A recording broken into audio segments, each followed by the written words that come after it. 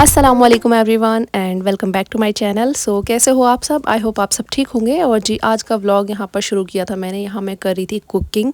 तो आज मैं बनाने वाली हूँ शोरवे वाला आलू चिकन का सालन। तो मैंने सोचा कि आज ना इसकी रेसिपी रिकॉर्ड कर लेती हूँ। लास्ट टाइम जब मैंने शेयर किया था तो किसी ने मुझसे कहा था कि इसकी रेसिपी शेयर कर देना, तो बहुत ईजी है, बहुत सिंपल तरीके से बनता है। फिर भी मैंने सोचा कि चलो आपके साथ में शेयर कर ही देती हूँ। तो यहाँ पर मैंने 2 मीडियम साइज़ के टमाटर लिए थे, 2 मीडियम साइज़ को मैंने गोल्डन फ्राई कर लिया था और इन दोनों चीज़ों को मैंने एक साथ ब्लेंड कर लेना है। तो इसका हम पेस्ट बना करके तैयार कर लेंगे। इसके बाद में जी आप देख सकते हैं यहाँ पर मैंने सारी प्याज इसमें ऐड कर दी है और ये हमारा पेस्ट बनके हो चुका है रेडी। और उसके बाद हम इसको रख देंगे साइड में और अपना कुकिंग का प्रोसेस स्टार्ट करते हैं। तो सबसे पहले जो है ना, मैंने उसके लिए चिकन में ऐड करने के लिए कुछ खड़े मसाले निकाले थे, जिसमें तेज़पात और दालचीनी थी और जावित्री थी, थोड़ी सी मेरे पास में थोड़ा सा जायफल था, काली मिर्च, लौंग, इलायची और ज़ीरा, ये चीज़ें ली थी। आप अपने अकॉर्डिंग भी ले सकते हैं। मैंने थोड़ी थोड़ी सी ली थी क्योंकि मुझे गरम मसाले ज़्यादा नहीं पसंद। तो यहाँ पर मैंने थोड़े से ऑयल में सारे खड़े गरम मसाले डाले। उसके बाद मैंने डायरेक्ट चिकन ऐड कर दिया था इसमें। इसको 1 मिनट के लिए बिल्कुल भी नहीं चलाना है, कम से कम 1 मिनट आप इसको ऐसे ही रहने दें। उसके बाद में मैंने इसमें जिंजर गार्लिक का पेस्ट ऐड किया 1 टेबल स्पून भर करके, और अब इसको हम चलाएंगे, अच्छे से मिक्स कर देंगे। अच्छा, वैसे चिकन को बहुत हल्के हाथों से चलाना होता है वरना ये बहुत जल्दी टूट जाता है, क्योंकि ये गल भी बहुत जल्दी जाता है। उसके बाद में मैंने जो है ना इसमें ये प्याज और टोमेटो का जो पेस्ट था वो ऐड कर दिया था। अच्छा, आपने प्याज को ज़्यादा डार्क ब्राउन नहीं करना वरना चिकन का कलर बिल्कुल अच्छा नहीं आएगा। उसके बाद में हमने डाला इसमें टेस्ट के अकॉर्डिंग नमक और फिर बेसिक मसाले, जिसमें धनिया पाउडर है 2 टेबल स्पून भर के, 1 टेबल स्पून भर के लाल मिर्च पाउडर है और 1 टीस्पून है हल्दी पाउडर। तो ये सब चीज़ें डाल करके थोड़ा सा पानी ऐड करके अच्छे से भुनाई करने के बाद में अब मैंने डाली है इसमें दही। तो जी दही डाल के हम उसका पानी खुश्क होने के लिए रख देंगे, कोई अलग से पानी नहीं ऐड करना। और यहाँ पर ब्लेंडर हो गया था, आप देख सकते हैं। जब मैं प्याज और टोमेटो को ब्लेंड कर रही थी ना, तो मैंने जैसे स्विच ऑन किया ना, तो एकदम से क्या हुआ ना कि मिक्सी का जो स्विच होता है वो ऑन था, मेरी बेटी ने कर दिया हुआ था। तो बिना हाथ लगाए ना मैंने जार के ढक्कन पर ऐसे ही ऑन कर दिया और सारा जो है ना बाहर आ गई थी चीज़ें निकल करके, क्योंकि वो मेरी बेटी ने ऑलरेडी ऑन करके रखा था मिक्सी का स्विच, मुझे पता नहीं था इस चीज़ का।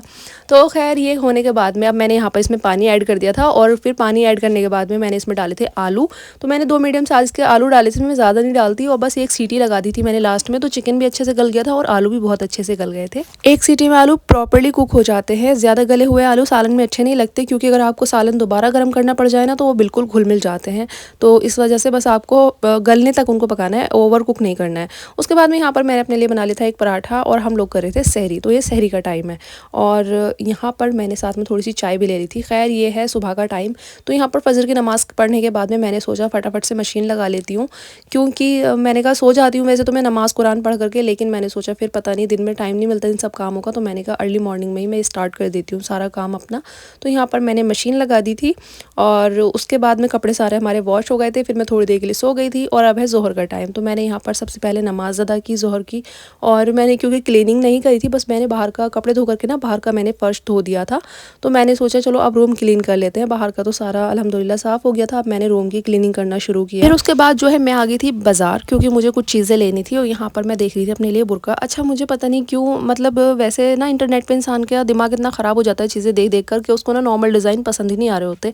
यहाँ पर मुझे एक भी बुरका नहीं अच्छा लग रहा था, बस जो इन्होंने मुझे फर्स्ट वाला दिखाया था ना वही मुझे थोड़ा सा समझ आ रहा था, तो मैं सोच रही थी वही ले लूँ, वरना इतने ज़्यादा बुरके इनके पास है। लेकिन सच बताऊँ तो एक भी डिज़ाइन बिल्कुल भी अच्छा नहीं था, बहुत अजीब से डिज़ाइंस थे। और ये देख सकते हैं कैसे कलरफुल टाइप के बुरके भी हैं इनके पास, लेकिन मुझे ब्लैक ही अच्छे लगते हैं। खैर मैंने बुरका ले लिया था, आपको घर जाके दिखाऊंगी। और यहाँ पर आ गई थी मैं फिर एक सेल में। यहाँ पर 10, 20 रुपीज़, 30 रुपीज़, 50 रुपीज़ की सेल लगी हुई थी अलग अलग चीज़ों की।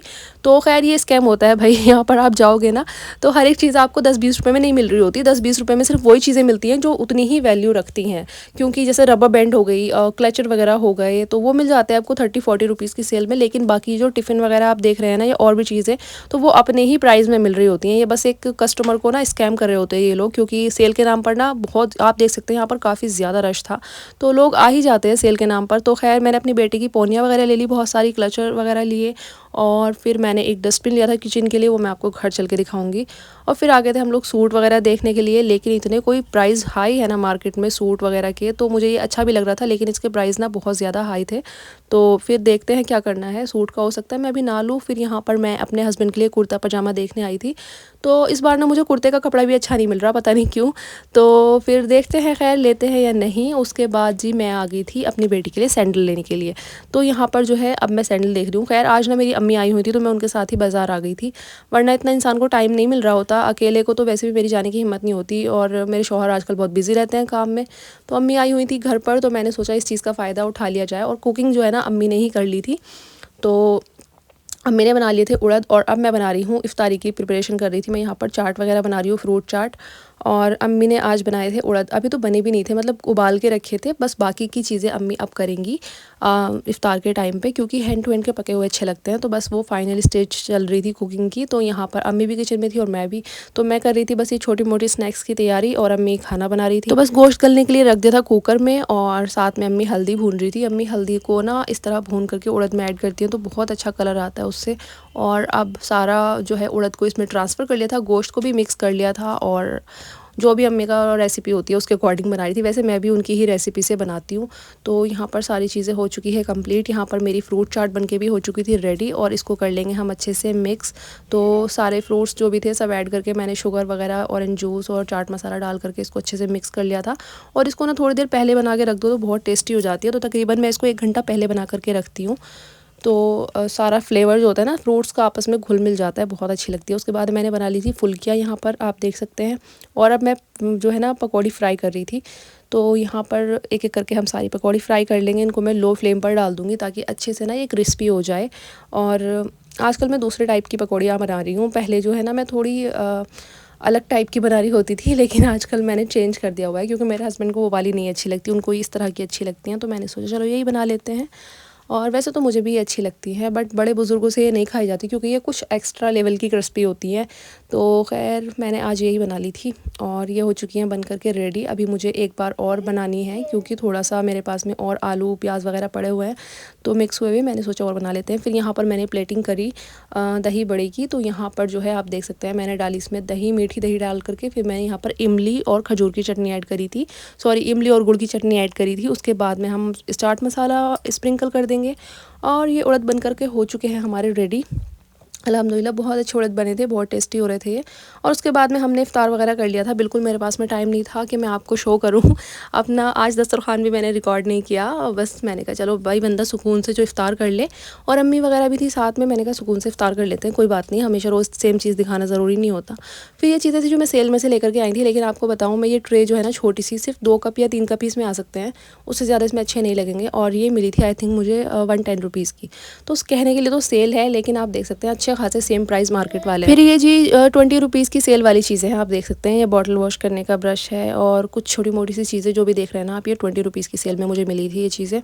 और ये भी शायद आई थिंक 10 या 20 रुपीज़ की सेल वाला था, आई थिंक 10 वाला था ये 20 वाला था मे बी, मुझे याद नहीं रहा।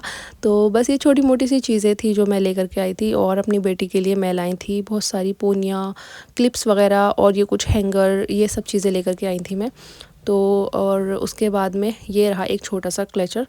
तो ये मैं ले आई थी, मैंने कहा शादी वगैरह या किसी अच्छे से आउटफिट के साथ में लगा सकते हैं, स्टोन्स वगैरह लगे हुए थे इस पे। और ये रही बहुत सारी पोनियाँ मिशी की, इसमें छोटी छोटी सी क्लचर भी थी, ये भी कुछ डिफरेंट टाइप की थी। और ये रहे, ये मैं पहले भी लेकर के आई थी मिशी के लिए, लेकिन बच्चे ना बहुत जल्दी खो देते हैं, तो मैं ले आई थी। उसके बाद में एक बो वाला मैं हेयर बैंड लेकर के आई थी। उसके बाद में बर्तन वॉश करने का बहुत सारी चीज़ थी, आप देख ही सकते हैं, मैं एक एक करके क्या ही बता रही हूँ। तो खैर, और ये वाली मैं जो है ना फिर छोटी वाली ये क्लिप्स क्लेचर जो भी आप बोलें, ये मैं लेकर के आई थी मिशी के लिए, अगर वो लगाए। खैर ये मैं बहुत दिन से तलाश करी थी, ये नाइफ़ मुझे मिल गई थी, आई थिंक 50 रुपीज़ की मुझे मिली थी, और काफ़ी अच्छा वर्क कर रही है वो। और ये रहा डस्टबिन, ये मुझे आई थिंक 130 रुपीज़ का मिला था। तो मैं किचन में यूज़ करने के लिए लेकर के आई थी, क्योंकि किचन में मैं पॉलों में सारी चीज़ें रख रही होती हूँ, तो मैंने सोचा डस्टबिन यूज़ करेंगे तो अच्छा रहेगा। उसके बाद जी ये रहा मेरा सूट, तो मैं कॉटन का सूट लेकर के आई थी, क्योंकि भाई आजकल तो कॉटन की ही ज़रूरत पड़ेगी। तो नॉर्मली मैंने सोचा रमज़ान में इसको सिलवा लेंगे, रोज़े से पहन लेंगे तो अच्छा रहता है। और इसका ना शिफॉन का दुपट्टा था, बहुत प्यारा दुपट्टा था इसका, बहुत सॉफ्ट, और साइज़ भी बहुत बड़ा था। तो ब्लैक एंड वाइट कलर का ये सूट था, अच्छा लग रहा था वैसे ये।